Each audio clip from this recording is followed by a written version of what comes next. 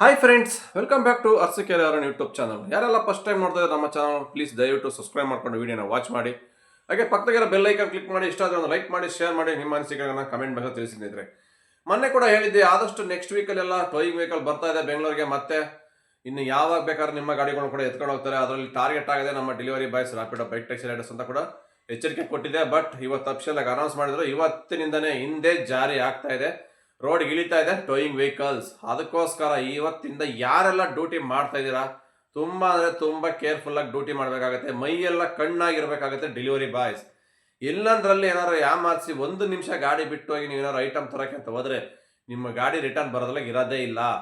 ಎತ್ತಾಕೊಂಡು ಹೋಗ್ತಾ ಇರ್ತಾರೆ ಅಷ್ಟೇ, ಮುಲಾಜೆ ಇಲ್ಲ. ಅದಕ್ಕೋಸ್ಕರ ತುಂಬಾ ಹುಷಾರಾಗಿದೆ. ಯಾಕಂದ್ರೆ ಹಗಲೆಲ್ಲ 1,000 ರೂಪಾಯಿ ಸಂಪಾದನೆ ಮಾಡಿ ಯಾರ್ದೋ ಬಾಯಿಗೆ ಹಾಕ್ಬೇಕಾಗುತ್ತೆ. ತಿನ್ನಂಗಲ್ಲ, ಉಂಡಂಗಲ್ಲ. ಕಷ್ಟ ಬಿದ್ದು ನೀವು ಮಾಡಿರ್ತೀರ ನಿಮ್ಮ ಫ್ಯಾಮಿಲಿಗೋಸ್ಕರ, ನಿಮ್ಮ ಕಮಿಟ್ಮೆಂಟ್ಗೋಸ್ಕರ. ಯಾರ್ದೋ ಬಾಯಿಗೆ ಹಾಕಿ ಹೋಗ್ಬೇಕಾಗತ್ತೆ. ಯಾಕೆಂದ್ರೆ 1,000 ರೂಪಾಯಿ ಕಟ್ಟಿಲ್ಲ ಅಂದ್ರೆ ಗಾಡಿನೇ ಕೊಡಲ್ಲ. ನೋ ಪಾರ್ಕಿಂಗ್ ಗೊತ್ತಿರ್ಬೇಕು, 1000 ರುಪೀಸು.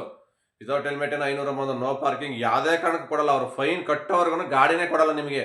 ನೀವೇನೇ ರೀಸನ್ ಕೊಡ್ಬೋದು, ಆನ್ಲೈನಲ್ಲಿ ಕಟ್ತೀನಿ, ರೆಸಿಪ್ಟ್ ಕೊಡಿ, ಆನ್ಲೈನಲ್ಲಿ ಕೇಸ್ ಹಾಕಿ ನಾನು ಕಟ್ಕೊತೀನಿ, ದುಡ್ಡಿಲ್ಲ ಅಂದ್ರೂ ಯಾವುದಕ್ಕೂ ಕೇಳಲ್ಲ ಅವರು. ಮಣ್ಣೆ ಹಾಕಲ್ಲ ಯಾವುದಕ್ಕೂ. ಸ್ಪಾಟ್ ಫೈನ್ ಕಟ್ಟಿದ್ರೆ ಮಾತ್ರ ನಿಮ್ಮ ಗಾಡಿ ತಗೊಂಡೋಗಪ್ಪ, ಅಷ್ಟೇ ಒಂದೇ ಮಾತು. ಯಾಕೆಂದ್ರೆ ಅದಕ್ಕೋಸ್ಕರ ಇದರಿಂದ ಎಷ್ಟು ಗಲಾಟೆ ಆಗಿದೆ ಗೊತ್ತಾ.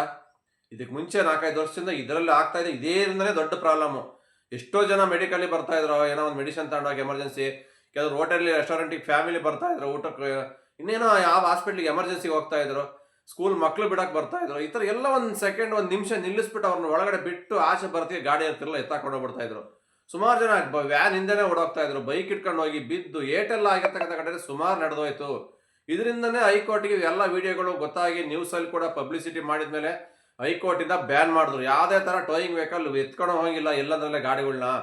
ಏನೋ ಒಂದು ಎಮರ್ಜೆನ್ಸಿ ಗೊತ್ತಿರಲ್ಲ. ನೋ ಪಾರ್ಕಿಂಗ್ ಅಂದರೆ ನೀವು ರೋಡ್ ಉದ್ದಕ್ಕೂ ನೋ ಪಾರ್ಕಿಂಗ್ ಬೋರ್ಡ್ ಹಾಕಿರಲ್ಲ. ಈಗ ಒಂದು 100 ಮೀಟರ್ 200 ಮೀಟರ್ ಇದೆ ಅಂದರೆ ಎಲ್ಲೋ ಒಂದು ಜಾಗದಲ್ಲಿ ನೋ ಪಾರ್ಕಿಂಗ್ ಬೋರ್ಡ್ ಹಾಕಿರ್ತಾರೆ. ಅಲ್ಲೆಲ್ಲ ಇನ್ನೂ ನೋ ಪಾರ್ಕಿಂಗ್ ಬೋರ್ಡ್ ಇಲ್ಲದಿರೋ ಜಾಗದಲ್ಲಿ ಗಾಡಿ ನಿಲ್ಲಿಸಿರ್ತಾರೆ.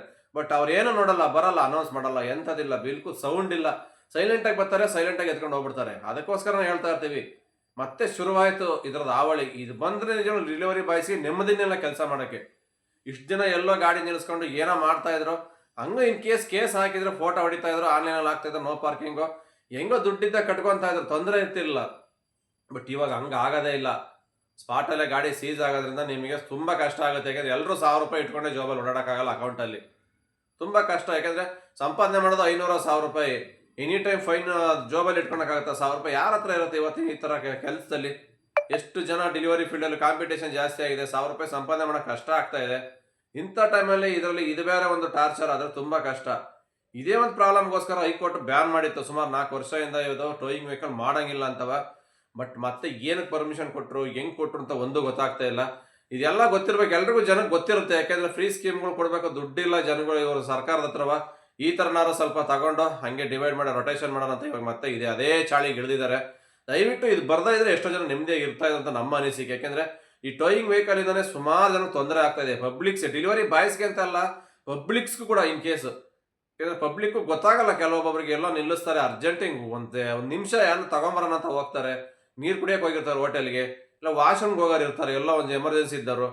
ಎಲ್ಲಿ ನಿಲ್ಲಿಸಿದ್ರು ಒಂದು ನಿಮಿಷದಲ್ಲಿ ನಿಮ್ಮ ಗಾಡಿ ಇರಲ್ಲ, ಎತ್ತಾಕೊಂಡು ಹೋಗ್ಬಿಡ್ತಾರೆ ಬಂದು. ಅದಕ್ಕೋಸ್ಕರ ಸುಮಾರು ಗಲಾಟೆಗಳಾಯಿತು, ಸುಮಾರು ಪಬ್ಲಿಕ್ಸ್ಗೂ ಕೂಡ ಪ್ರಾಬ್ಲಮ್. ಈಗೆಲ್ಲ ಮತ್ತೆ ಇವಾಗ ಶಾಪ ಆಗ್ತಾಯಿದೆ, ರೆಡಿ ಶಾಪ್ ಅವ. ಏನು ಕಾರ ಬಂತ ಭಾಳ ಟೋಯಿಂಗ್ ವೆಹಿಕಲ್ ಏನಕ್ಕೆ ಪರ್ಮಿಷನ್ ಕೊಟ್ಟರು ಮತ್ತೆ ಇದ್ರು? ಇದು ಎಷ್ಟು ಪ್ರಾಬ್ಲಮ್ ಆಗ್ತಾ ಇದೆ. ಸಿಕ್ಕಾಬಟ್ಟೆ ತಲೆನೋವು ಅಂದ್ರೆ ತಲೆನೋವು. ಬಟ್ ಮುಂದಿನ ದಿನಗಳಲ್ಲಿ ಏನಾಗ್ತದೆ ಗೊತ್ತಿಲ್ಲ. ಏನೋ ಆಟೋಗಳಿಗೆ, ಕ್ಯಾಬ್ಗಳಿಗೇನೋ ಪಾರ್ಕಿಂಗ್, ನೋ ಪಾರ್ಕಿಂಗಲ್ಲಿ ಫೈನ್ ಹಾಕಂಗಿಲ್ಲ ಅಂತ ಏನೋ ಯಾರೋ ಹೇಳಿದ್ರು ಅಂತ ಕೇಳ್ಪಟ್ಟೆ.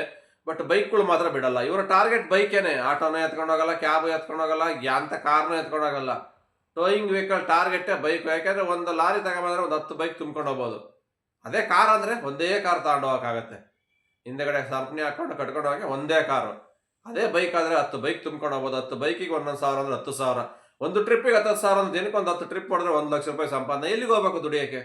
ಈ ಥರ ಒಂದು ದಂಧೆ ಆಗ್ಬಿಟ್ಟಿದೆ ಇವಾಗ ನಿಜವಾಗ್ಲೂ. ಅದಕ್ಕೋಸ್ಕರ ಆದಷ್ಟು ನಮ್ಮ ಪಬ್ಲಿಕ್ಸ್ ಎಚ್ಚರಿಕೆಯಿಂದ ಇದ್ದರೆ ನಿಮಗೆ ಸೇಫ್ಟಿ. ಡೆಲಿವರಿ ಬಾಯ್ಸ್ ಆಗಿರ್ಬೋದು, ಪಬ್ಲಿಕ್ಸ್ ಆಗಿರ್ಬೋದು, ಯಾರೇ ಆಗಿರ್ಬೋದು. ನಾಳೆ ದಿವಸ ಎಲ್ರಿಗೂ ಪ್ರಾಬ್ಲಮ್. ಮತ್ತೆ ಇದ್ರ ಗಲಾಟೆ ಶುರು ಆಗೇ ಆಗುತ್ತೆ. ಯಾಕೆಂದ್ರೆ ಇದೆಲ್ಲ ಜಾಸ್ತಿ ದಿವಸ ನಡೆಯಲ್ಲ. ಈ ಟೋಯಿಂಗ್ ವೆಹಿಕಲ್ ಬಂದಿರೋದ್ರಿಂದ ಮತ್ತೆ ಕಿರಿಕಿರಿ ಶುರುವಾಗುತ್ತೆ. ಪಬ್ಲಿಕ್ಸ್ ಕೂಡ ತಿರುಗಿ ಬೀಳ್ತಾರೆ, ನ್ಯೂಸರು ಕೂಡ ಕಂಪ್ಲೇಂಟ್ ಮಾಡ್ತಾರೆ. ಯಾಕೆಂದರೆ ಸುಮಾರು ಪ್ರಾಬ್ಲಮ್ ಆಗಿದ್ದಾವೆ. ಎಲ್ಲ ಲೈವ್ ಸಮೇತ, ವಿಡಿಯೋ ಸಮೇತ ನೋಡಿದ್ದಾರೆ.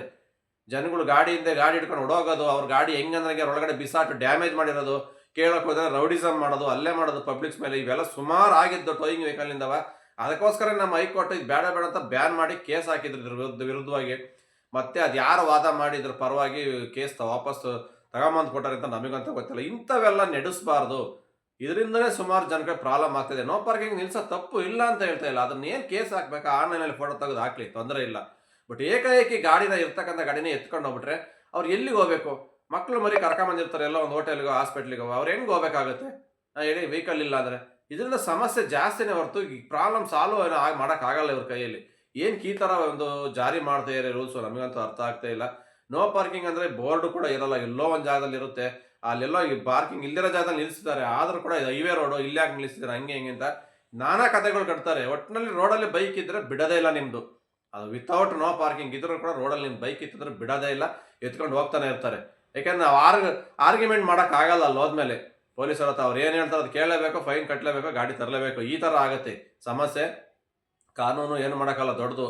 ಪಬ್ಲಿಕ್ಸು ಸಾಧಾರಣ ಮನುಷ್ಯರು ಇರ್ತಾರೆ, ಕೆಲವೊಂದು ವಿಚಾರದಲ್ಲಿ ಜಗಳಾಡೋಕ್ಕಾಗಲ್ಲ, ಮಾತಾಡೋಕ್ಕಾಗಲ್ಲ, ಮಾತು ಬೆಳೆಸೋಕ್ಕಾಗಲ್ಲ ಅಧಿಕಾರಿಗಳ ಹತ್ರವ.